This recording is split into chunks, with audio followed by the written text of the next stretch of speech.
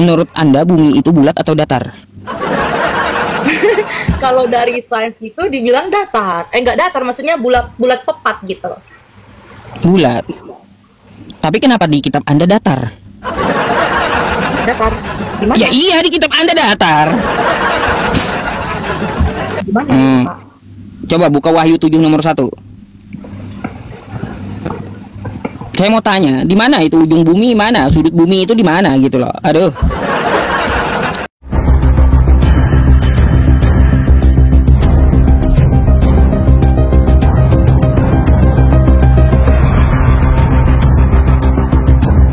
Tidak pernah memerintahkan Anda jadi Kristen gitu.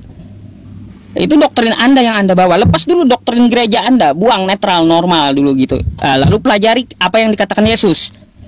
Gini loh Pak ya, gini, bukan soal doktrin. Saya memang baca kok di kejadian itu mereka tuh tidak bisa kembali lagi ke Taman Eden gitu loh. Nah disitulah akhirnya mereka tuh susah payah untuk memenuhi kehidupannya seperti itu. Kalau memang mereka itu tadinya itu tidak berdosa, pasti mereka tidak akan sesusah itu gitu kan. Dan di situ dikasih tahu bahwa perempuan itu akan kesakitan melahirkan. Nah dari itu saya baca loh di kejadian itu. Saya tunjukkan ayat ini. Nah dari situlah saya tuh ngerti gitu kan. Oh manusia itu udah jatuh dalam dosa, sekalipun Tuhan mengampuni, tapi diri dia itu masih ada dosa gitu loh. Nah bagaimanakah caranya diriku kalau saya mau tanya Mbak, kalau dosa upahnya adalah maut, ya berarti anak yang baru lahir itu berdosa juga? Iya, berdosa Pak. Baik, kalau dia mati masuk neraka gitu karena dosanya? Nah itu saya pernah dikasih tahu tuh kan, bagaimana dia itu mati gitu kan. Nah ketika dia masalahnya ngeri kali Mbak ya, di Kristen ini baru lahir aja udah menanggung dosa. Ini apa, ajaran apa, baru lahir langsung mewarisi dosa. Aduh. Ya makanya saya jelasin, Pak, belum saya jelasin. Saya tuh lihat firman Tuhan di mana lah gitu ya. Saya tuh nggak catat sih, cuman saya tuh ingat apa yang saya dikatakan, ingat saya pernah baca gitu. Nah itu pendeta yang menjelaskan dengan hadis itu tuh memang kita itu nggak dikasih tahu spesifiknya itu bahwa kalau bayi yang melahirkan itu tuh berdosa seperti itu.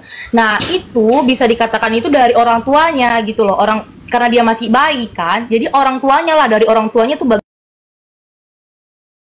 bagaimana seperti itu, karena dia belum mengerti, jadi kembali ke orang tuanya, dari situlah dilihat gitu loh Pak. Nah kalau misalnya sudah dia tahu Tuhan, sudah tahu kebenaran gitu kan, nah pastinya dia akan belajar. Dan satu hal juga, saya tuh dikasih pemikiran kayak gini Pak, anak kecil aja bisa belajar bohong loh. Dari mana coba, sedangkan orang tua nggak pernah ngajarin anak kecil untuk berbohong. Nah berbohong itu kan dosa juga tuh ya. Nah itu saya masa Mbak gini, heran saya. Iya, anak kecil baru lahir, belum bisa ngapa-ngapain dia udah berdosa. Apa ini? Bisa Pak. Astagfirullah. Ya kalau di Islam Mbak kayak gini, ya di tempat kami, kullu mauludin yuladu 'alal fitrah. Ya setiap anak yang lahir itu suci tanpa dosa.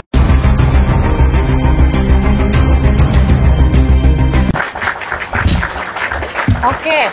Kalau dari saya itu kembali lagi ke maksudnya yang saya tahu itu kembali ke orang tuanya. Si orang tuanya ini ya Pak, orang tuanya, karena dia masih bayi gitu. Itu konteks yang saya paham dari ayat tersebut yang dijelaskan pendeta. Nah terus saya juga dikasih misalnya tuh anak umur 2 tahun, 3 tahun yang sudah bisa berbicara gitu kan.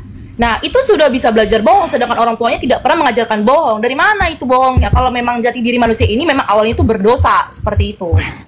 Nah itu maksudnya pertanyaannya saya Pak. Ada kan Bapak pasti ketemu anak yang berbohong, apalagi sekarang gimana pertanyaan saya tuh? Yang baru lahir lalu mati, apakah dia masuk neraka karena berdosa? Kenapa Pak?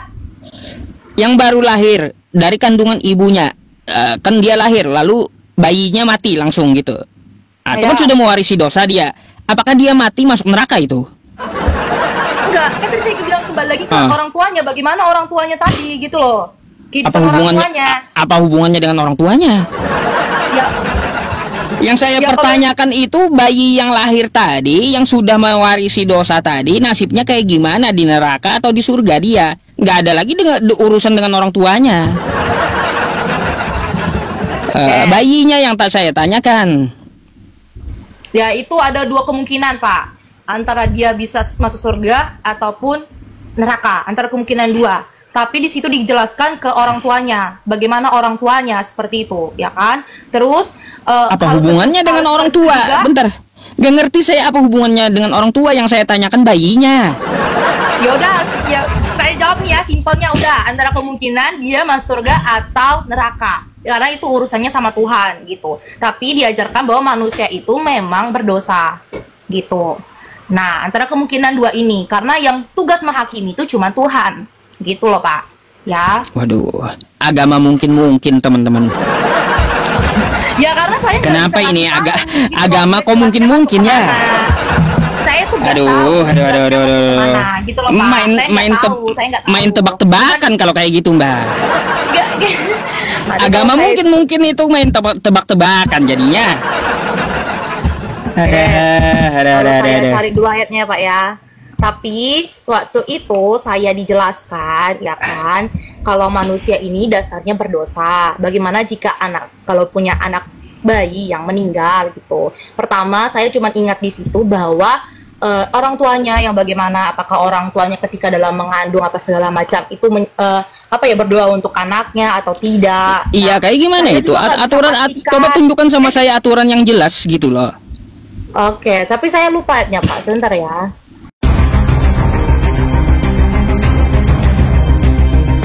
Tapi saya ingat kok, memang dikasih tahu seperti itu. Terus dari situ kayak oke, saya mengerti. Tapi saya kayak kurang yakin kan, kok bisa gitu kan. Nah baru saya dikasih nih satu permasalahan. Contohnya di anak kecil yang sudah berbicara. Ada beberapa anak kecil yang sudah bisa berbohong gitu. Sedangkan orang tua itu nggak pernah mengajari untuk berbohong seperti itu. Nah itu bagaimana gitu? Dari mana dia tahu? Nah, Enggak ini Mbak, enggak masuk. Yang saya pertanyakan Ya, itu Mas, bayinya. ya itu satu Pak. Terus bagaimana dengan anak kecil? Itu jadi pertanyaan juga. Anak kecil yang sudah bisa berbicara di umur 2 tahun, 3 tahun misalnya gitu. Terus dia berbohong. Nah, itu bagaimana jawabannya? Sedangkan orang tua tidak pernah mengajarkan untuk dia berbohong. Dari situ juga diambil salah satunya, gitu kan. Nah, Iya, Pak. puyeng. Kasih tahu dulu, sebentar. Saya cek dulu. Kalau kayak gitu saya tanya yang lain aja dah teman-temannya, nggak usah ke situ. Boleh saya nanya yang lain, Mbak?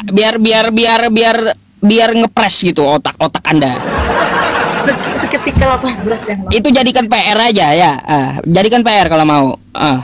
Nanti Anda datang lagi, silakan tunjukkan sama saya datanya. Lambat nyari datanya. Tapi saya mau nanya satu hal, boleh? Oke, boleh. Menurut Anda bumi itu bulat atau datar? Kalau dari sains itu dibilang datar. Enggak datar, maksudnya bulat pepat gitu. Bulat. Tapi kenapa di kitab Anda datar? Datar. Gimana? Ya iya, di kitab Anda datar. Gimana? Pak? Coba buka Wahyu 7 nomor 1.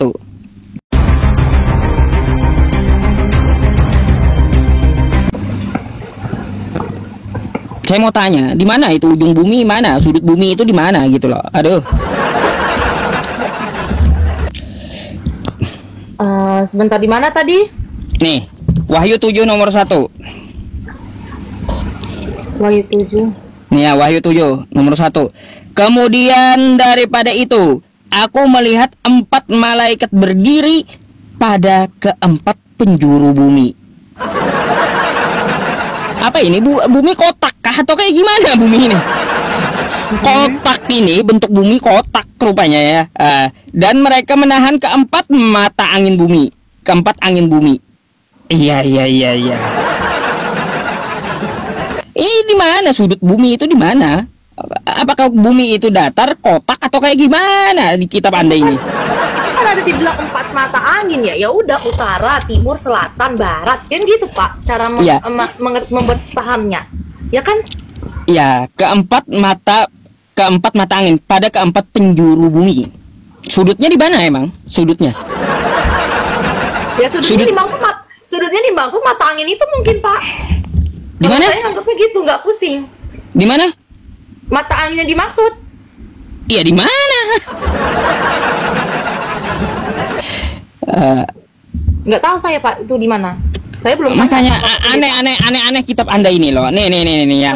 Sebenarnya itu gak aneh kalau memang Nih. orang yang bisa menjelaskan, Pak. Coba lihat nih.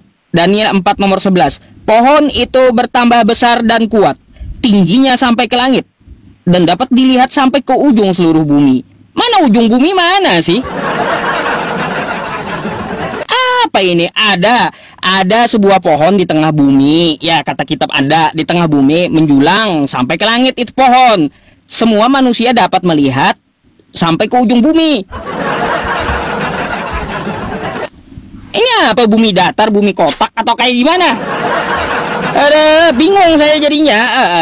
Kalau itu ya Pak, saya jujur saya nggak tahu. Kadang saya belum tahu tentang itu ya, tentang bumi gitu. Saya masih fokus tentang keselamatannya diajarkan gitu. Itu bisa dijelaskan kalau sama orang yang memang sudah benar-benar paham akan itu gitu Pak. Ya udah, saya nggak bawa Anda ke situ. Kalau untuk masalah keselamatannya, ya cari yang jelas aja. Gini aja Mbak, ya saya pesan saya kalau Anda mengikuti Yesus, di mana Yesus menjanjikan keselamatan untuk Kristen. Aku menjamin Kristen masuk surga. Mana kata Yesus? Silakan Anda cari. Kan Tuhan Yesus bilang kan, akulah keselamatan itu kan. Dia yang pokoknya ada ayat katanya, siapa yang percaya kepadaku, ia akan percaya kepada Bapa, seperti itu kan. Nah, yang dimaksud Bapa itu kan apa ya? Di situ diajarkan kalau Bapa itu tuh yang benar-benar ada di surga kan. Saya bilang tadi kalau Tuhan Yesus itu tidak mau mengakui dirinya sebagai yang wah gitu kan. Nah, lah Mbak, kayak gini yang saya maksud. Dan ada nggak spesifik yang saya minta kepada Anda, spesifik bahwa ya Yesus menjamin Kristen untuk masuk surga. Enggak Pak, enggak Kristen Pak. Semua orang, bagi yang percaya. Tuhan bilang bagi yang percaya kepadanya, bukan Kristen aja. Bapak kalau mau percaya pun bisa masuk surga dari keselamatan.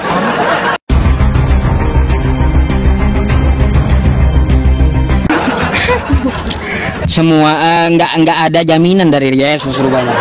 Loh, justru jaminannya itu ada Pak, keselamatan. Gimana dia mau menyelamatkan kita Mbak? Diri dia sendiri aja nggak selamat. Gimana sih? Anda ini mikirnya kayak gimana? Gimana dia mau menyelamatkan kita ya? Sedangkan dia menyelamatkan diri sendiri aja kagak bisa loh. Nah kan, nah pertanyaannya saya Pak, dia tidak bisa menyelamatkan dirinya tuh yang dari segi mana dulu? Dia ditangkap tentara Romawi, lalu sampai dipaku di tiang salib. Nah kan sebelum di situ aja dia sudah menjelaskan kan Pak, dia sudah menjelaskan bahwa nanti akan ada ya kan orang yang tertangkap akan mati di kayu salib. Di mana itu, siapa yang menjelaskan kayak gitu? Ya tapi dia bangkit lagi loh Pak, bukan berarti dia itu nggak bisa menghelak diri. Bukan masalah bangkit laginya, nanti urusan bangkit lagi. Waktu dia ditangkap tentara Romawi sampai disalib, dia selamat nggak? Tidak, dia disalib. Ya udah, juru selamat yang nggak selamat itu. Loh, yang konteks makanya saya bilang dia mau menyelamatkan dirinya aja nggak mampu, dia mau menyelamatkan kita. Tahayul. Ya, karena kita melihatnya sedangkan dia mau menyelamatkan kita, dianya nggak bisa selamatkan diri. Seperti itu ya Pak. Kalau kayak gitu dia nggak bisa menyelamatkan kita. Kan tadi upah dosa adalah maut. Harus ada yang dikorbankan gitu loh Pak. Aduh, iya. Itu sih. Aduh. Ada lagi Mbak, saya nggak bantah dah ya. Semoga Anda mau berpikir aja gitu. Sebenarnya gini aja sih Pak ya. Karena saya memang jujur saya kurang paham. Kan saya tadi naik ke sini mau nanya aja gitu. Tiba-tiba Bapak nanya tentang dari saya. Ya dari saya itu saya cuma bisa memberikan apa yang saya tahu. Ya, gitu. sekarang apa pertanyaan Anda? Tadi kan Anda sudah bertanya juga tentang Nabi Isa. Terus apa lagi? Mau nanya apa lagi? Nah, tentang itu aja yang mau saya tanya Pak gitu. Nah, tiba-tiba Bapak tanya soal yang tentang lain yang bahas segala macam, ya itu saya belum mendalamin. Saya itu bukan anak teologi gitu loh. Saya cuma bertanya yang saya tuh penasaran gitu. Dan buat juga teman-teman yang di bawah ini, saya tuh bukan mengarang, saya tuh tahu. Bayangin aja kalian tahu, kalian ingat, kalian simpan di pikiran kalian. Cuman kita tuh nggak semua ayat yang itu kita hafal, kita ingat gitu loh. Nah, seandainya kalau ada orang yang bisa menjelaskan di sini, ya bisa.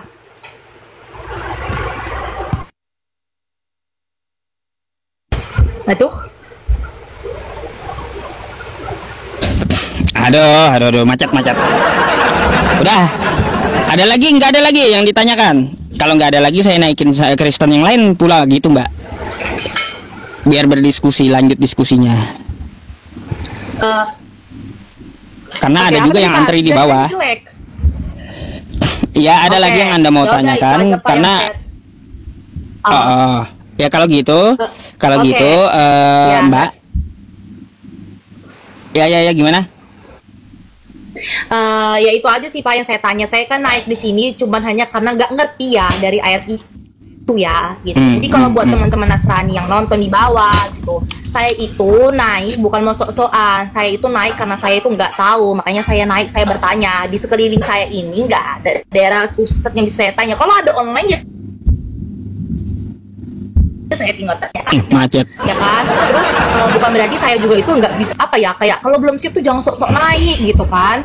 Ya saya itu sebenarnya itu paham aja, cuman saya itu nggak pakai dalil kan katanya gitu. Itulah. Jadi kalau mungkin saya ada salah paham di sini buat yang nonton yang Nasrani ini ya kan, ya saya juga ya mengakui lah saya itu nggak pintar banget kayak pendeta gitu. Ini suruh Pak Edis naik. Ini siapa Pak Edis? Oke. Kalau gitu saya izin gantikan banyak dengan Kristen yang antri gitu. ya. Ya itu aja buat untuk. Oke. Thank you, Mbak. Terima kasih banyak Pak. Sama-sama.